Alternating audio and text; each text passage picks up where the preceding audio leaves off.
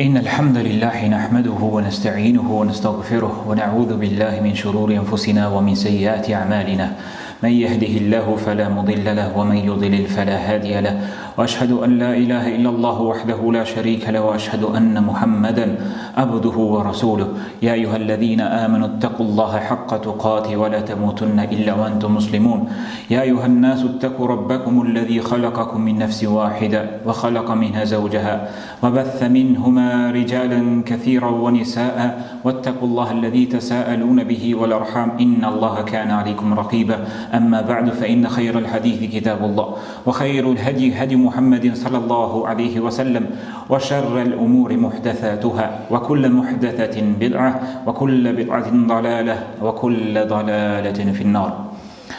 Allah në falenderojmë dhe vetëm prej Tij ndihmë dhe falje kërkojmë. Kërkojmë mbrojtjen e Allahut dhe strehim tek Ai kundrejt liksive të gjunaheve tona dhe kundrejt shpirtit ton të prirë për të keqen nefsit ton.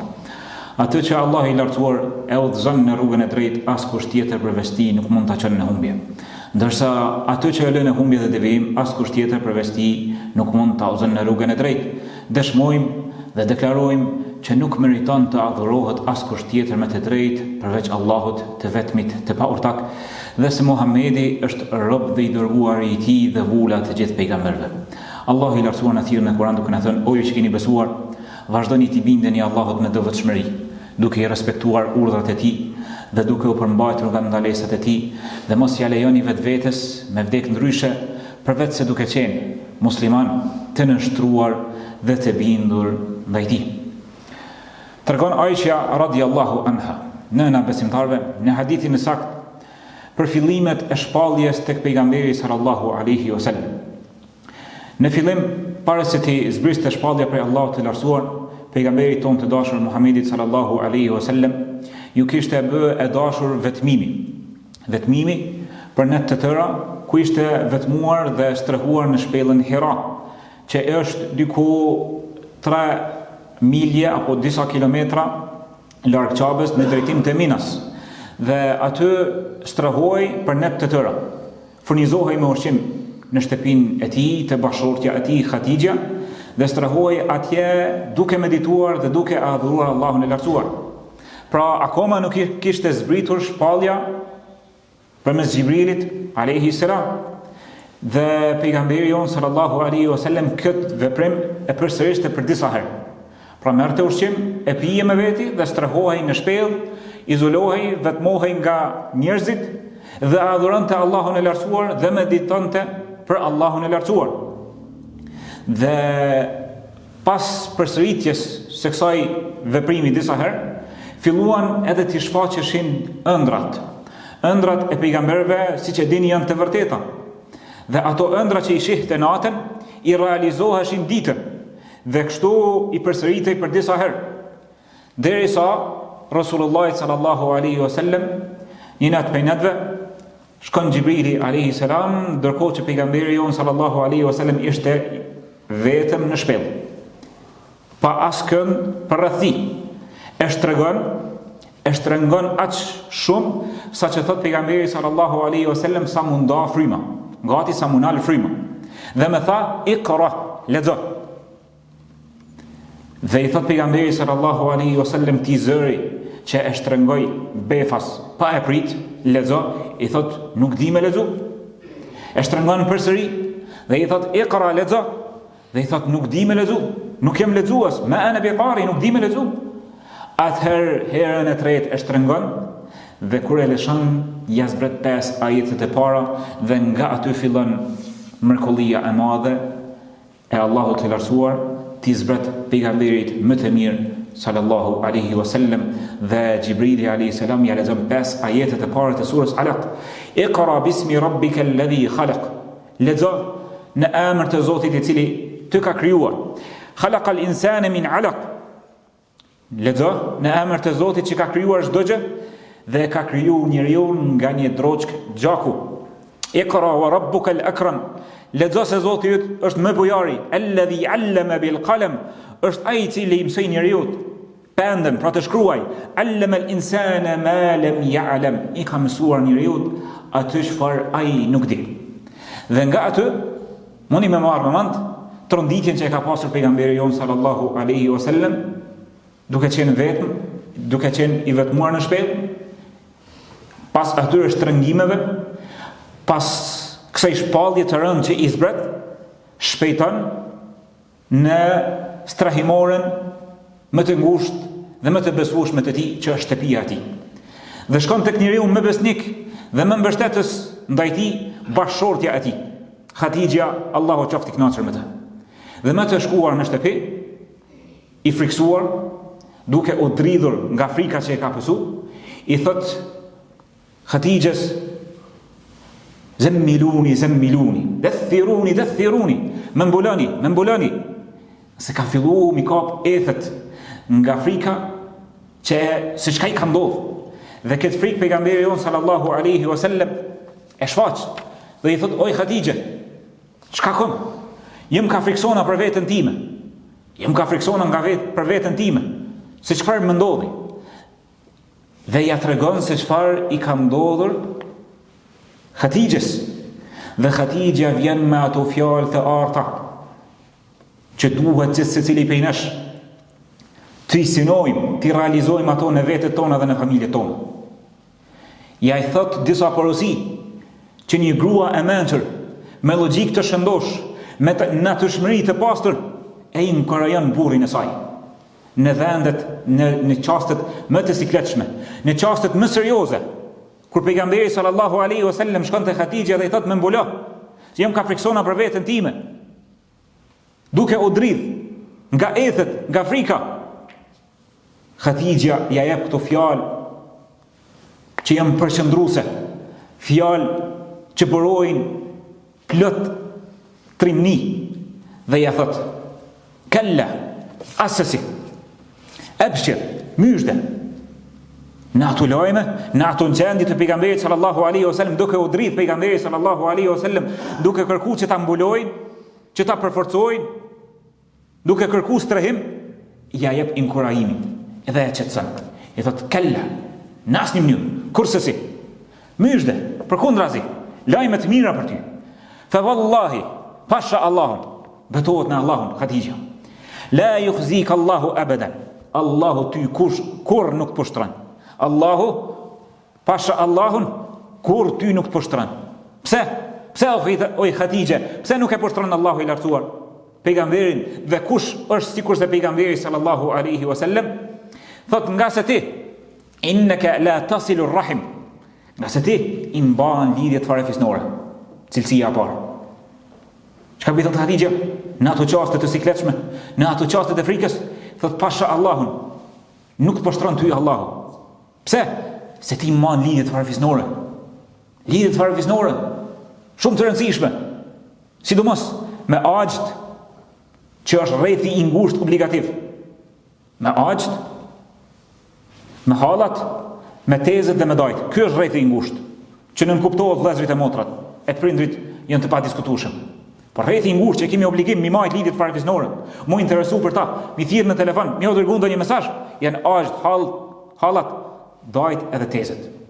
Po i thot pejgamberit sallallahu alaihi wasallam: ty Allahu i lartësuar nuk poshtron në asnjë mënyrë. Pse? Se ti mban lidhjet farefisnore. Wa tasduqul hadith, dhe thu të vërtetën. Ti nuk je ranc, nuk je gënështor. Pejgamberi jon sallallahu alaihi wasallam si nof këtij e ka pas el-amin, besniku, më i vërteti në fjalët e tij.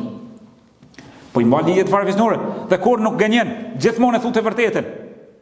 Wa tahmil al-kalb, ndihmon të robërve, ndihmon të dobtëve. Njerëz që janë të dobët në shoqni, të varfër, të mirë, të shtypur, ti u del në ndihmë. Nuk e mban anën e të fortit, po e mban anën e të dobtit, të drejtit, atyre që u bëhet pa drejtësi. Pra Hatixha radiallahu anha, Allahu qoftë i kënaqur me të, pejgamberi ton sallallahu alaihi wasallam po ja përmend këto cilësi. Nga logjika e saj, kjo grua mençur me natyrshmëri të pastër, po i thot: te ky njeri që më lidhen këto cilësi, nuk ka mundësi Allahu i lartësuar mi poshtru. Po jep myshde, po jep lajme të mira, po jep shpresë, po jep zemër, po jep vullnet. Se aty shkat ka ndodhur, s'ka mundësi Allahu me të poshtru. Mos u frikso, se ka hajër, ka mirësi në ato. Dhe ku i thot, i mban lidhje të farefisnore, e thua gjithmonë të vërtetën, ju ndihmon të dobtëve, wa taqri ad-dayf. E katërta, e ndëron musafirin. Nga cilësitë e pejgamberit sallallahu alaihi wasallam është që e ka ndëruar musafirin, akoma pa i zbrit shpallja, ka qenë njeriu me moralet më të larta.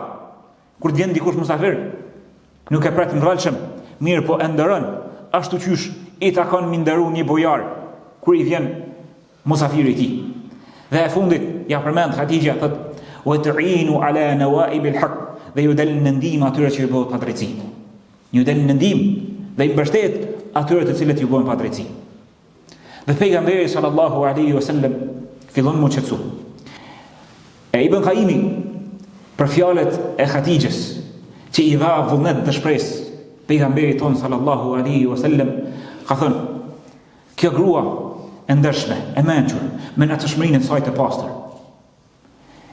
e nxiti dhe u nis nga ato virtytet e larta të pejgamberit sallallahu alaihi wasallam, dhe erdhi në përfundim që kush i ka këto cilësi të larta, virtytet e larta, nuk ka mundësi në asnjë mënyrë që Allahu i lartësuar mi poshtru, e as mi nënçmu. Përkundrazi, te kush mlidhen këto cilësi dhe virtytet e larta, Allahu i lartësuar do ta ndëroj. Allahu i lartësuar do ta ndëroj, do të ja ngrit gradat e tij. Dhe ashtu ka ndodhur me pejgamberin ton sallallahu alaihi wasallam. Po ashtu thot Imam Nevaviu, ky dietar dhe kulos i umetit islam, Allahu pas mëshiru, thot, nëse e shikojmë jetën e pejgamberit sallallahu alaihi wasallam dhe këto 5 virtyte të cilat ja përmend Hatixha radhiyallahu anha pejgamberit sallallahu alaihi wasallam, thot kanë thonë dietarët, te kush mblidhen këto cilësi, Allahu i lartësuar do ta mbrojë nga fatkeqësitë. Allahu i lartësuar do ta mbrojë nga fatkeqësitë dhe nga çdo poshtrim i mundshëm. Cilat ishin ato 5 cilësi? Mbajtja lidhjeve farefisnore, thënia e të vërtetës gjithmonë, ndihmimi të dobtëve, mi ndëru musafirin dhe mi ndalë në ndihmë në mbështetje atij që i bëhet pa drejtësi, dhe mos mi amajt anën atij që është më i forti. E pastaj kanë thënë dietarët, Allahu i lartësuar këto morale të larta i ka vërtetuar në Kur'an dhe thot wa innaka la'ala khuluqin adhim, me të vërtet ti je mbi virtytet e larta të moralit, në grada të larta të moralit. Ku i ka thonë Allahu i lartësuar? I ka thonë pejgamberit ton sallallahu alaihi wasallam. Andaj edhe kur është pyetur Aisha radhiyallahu anha se si ishte morali i pejgamberit ton, ka thonë ishte morali i pejgamberit ton Kur'an që ecën mbi tokë. Kur'an që ecën mbi tokë, pra që i përkthen ajetet, urdhëresat dhe ndalesat në tokë, që stoliset me porositë e fjalës së Zotit. Aqulu qawli hadha wa astaghfirullaha li wa lakum fastaghfiru innahu ghafurur rahim.